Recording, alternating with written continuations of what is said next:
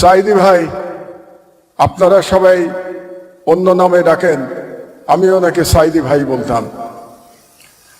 এবং আমরা দুজন ভাইয়ের মতো ছিলাম, ভাইই ছিলাম, ভাইয়ের মতো কেন, ভাই ছিলাম।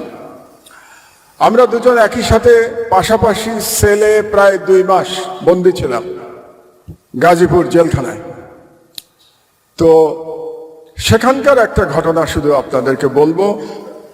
ওনার অন্যরকম একজন আল্লামা দেলোয়ার হোসেন সাইদিকে আপনাদের সামনে উপস্থাপন করবার জন্য। তো আমাদের সাথে আমাদের পরিবারের মানুষেরা সপ্তাহে একদিন দেখা করতে পারতেন। তো ওই দিন আমাদের পরিবার থেকে কিছু ভালো খাবার দাবার নিয়ে আসা হতো, কিছু তরকারি কিংবা কিছু মিষ্টি, বিস্কিট, এগুলো নিয়ে আসা হতো।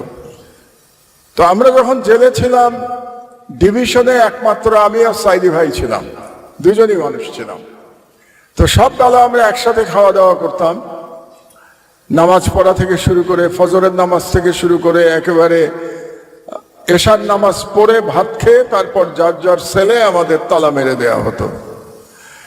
তো একদিন সাইদি ভাইয়ের খাবার আসলে আমি খেতাম ওখান থেকে, আবার আমার যদি খাওয়া আসতো তো সাইদি ভাই ওখান থেকে খেতেন।